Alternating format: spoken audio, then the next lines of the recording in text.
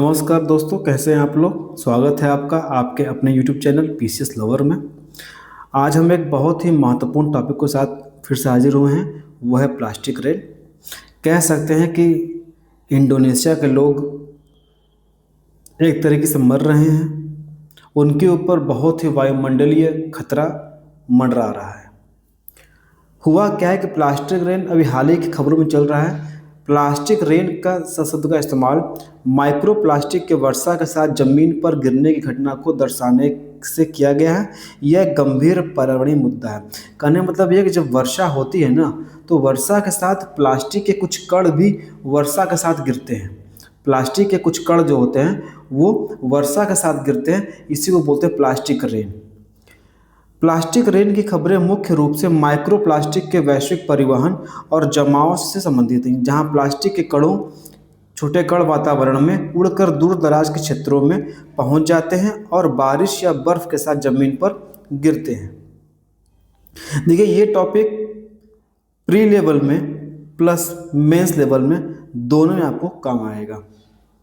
हाल ही में इंडोनेशिया की राजधानी है जकार्ता में प्लास्टिक रेन यानी वर्षा जल में माइक्रो प्लास्टिक के पाए जाने की खबरें प्रमुखता से सामने आई हैं। यह घटना माइक्रो प्लास्टिक के वायुमंडलीय जमाव के बढ़ते वैश्विक खतरे को रेखांकित करता है। देखिए, है क्या। इंडोनेशिया की राष्ट्रीय अनुसंधान और नवाचार एजेंसी है। इसने अध्ययन किया है और उसने बताया है कि इंडोनेशिया के हर बारिश के नमूने में खतरनाक माइक्रोप्लास्टिक कण मौजूद थे। यह दर्शाता है कि प्लास्टिक प्रदूषण अब केवल जमीन और समुद्र तक सीमित नहीं रहा है, बल्कि वायुमंडलीय में भी पहुंच चुका है।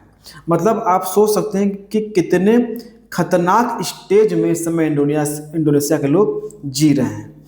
माइक्रोप्लास्टिक की मात्रा जकार्ता के तटीय क्षेत्रों के नमूने में औसतन 15 माइक्रोप्लास्टिक कण प्रति वर्ग किलोमीटर प्रतिदिन पाए गए हैं। बात समझ में आ रही है। इसमें होता क्या है, पाए गए कणों में मुख्य रूप से क्या होता है पॉलिस्टर, नायलॉन, पॉलीथीन, पॉलीप्रोपाइलीन और वाहन के टायरों से निकलने वाले पॉलीब्यूटाडीन ये शामिल होते हैं। क्या होते हैं ये शामिल, इसको याद कर लीजिए। ये आपसे क्वेश्चन पूछ के बना लेगा कि माइक्रोप्लास्टिक में कौन कौन से कण विद्यमान होते हैं, किससे किससे मिलके ये बनता है। सरकार की प्रतिक्रिया, जकार्ता पर्यावरण सेवा ने इस खोज को एक वेकअप कॉल बोला है। अब तो जग जाओ, अब जग जाओ तो बहुत देर हो जाएगी। शहर में सिंगल यूज प्लास्टिक को कम करने की नीतियों को मजबूत करने की बात कही है। देखिए, प्लास्टिक रेन है क्या। देखिए, हाल के वैज्ञानिक अध्ययनों में दुनिया के दूरस्थ और दुर्गम क्षेत्रों जैसे पर्वतीय चोटियों, आर्कटिक क्षेत्रों, राष्ट्रीय उद्यान आदि में भी वर्षा, बर्फ और हवा के माध्यम से माइक्रोप्लास्टिक में पाए जाने की पुष्टि होती है। तो दूर दराज भी ये पहुंच गए हैं। ये सिर्फ नज़दीक की बात नहीं हो रही है। पहाड़ों में, दुर्गम स्थानों में, आर्कटिक क्षेत्रों में, चोटियों पर ये चीज़ अब पाए जा रहे हैं। माइक्रोप्लास्टिक का वायुमंडल में जमीन पर गिरना ही लोकप्रिय रूप से प्लास्टिक रेन कहलाता है। देखिए, प्लास्टिक रेन यह एक अनौपचारिक शब्द है जो वायुमंडल से प्लास्टिक के छोटे कणों माइक्रोप्लास्टिक के बारिश, वर्षा, ओले के साथ जमीन पर गिरने को दर्शाता है। या प्लास्टिक प्रदूषण के वैश्विक संचरण की पुष्टि भी करता है। ठीक है। होता क्या है कि ये प्लास्टिक के वे कण होते हैं जिनका आकार 5 मिलीमीटर से भी कम होता है। देखिए, प्राथमिक माइक्रोप्लास्टिक क्या होते हैं, जो जानबूझकर छोटे आकार में निर्मित किए जाते हैं, जैसे कॉस्मेटिक्स में इस्तेमाल होने वाले माइक्रोबीड्स, औद्योगिक अपघर्षक। देखिए, कॉस्मेटिक में भी इस्तेमाल हो रहे हैं कौन, माइक्रोप्लास्टिक। ये क्या, प्राथमिक प्लास्टिक, ये इंपॉर्टेंट है। द्वितीय माइक्रोप्लास्टिक क्या है, जो बड़े प्लास्टिक कचरे जैसे प्लास्टिक की बोतलें, बैग, फिशिंग नेट के धूप, हवा और लहरों के कारण टूटने से बनते हैं। तो प्राथमिक समझ में आ गया। द्वितीय, प्राथमिक जानबूझ के बनाते हैं। जानबूझ के डाले जा रहे हैं, कॉस्मेटिक के अंदर डाले जा रहे हैं। ठीक, माइक्रोप्लास्टिक के स्रोत और वायुमंडलीय संचरण।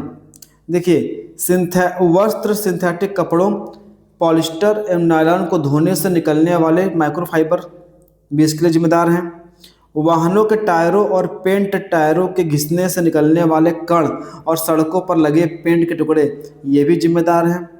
शहरी धूल और कचरा, कूड़ेदानों और लैंडफिल से हवा में उड़ने वाले प्लास्टिक के कण, कृषि गतिविधियां, ये भी जिम्मेदार हैं। बात समझ में आ गई।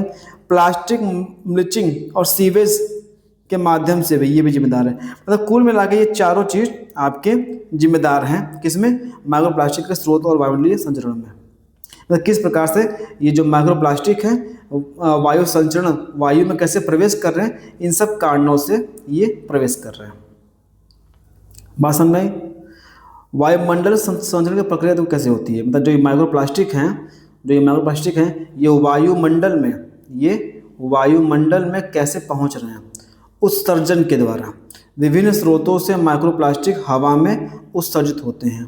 ठीक, दूसरा उठाव के द्वारा, अपलिफ्ट, हवा के झोंकों द्वारा ये कण वायुमंडल में ऊपर उड़ जाते हैं। तीसरा, लंबी दूरी का संचरण, हवा की धाराओं के साथ ये कण हजारों किलोमीटर दूर तक यात्रा करते हैं।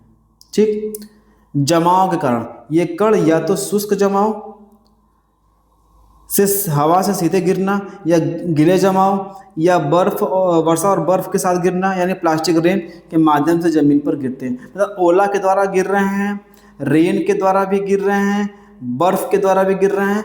कुल मिला के ये हर तरीके से गिर रहे हैं और ये बहुत ही खतरनाक हो गए हैं। तो हमने एक बहुत ही इंपॉर्टेंट टॉपिक को कवर किया, ये आपके प्री और मेंस दोनों में काम आएगा।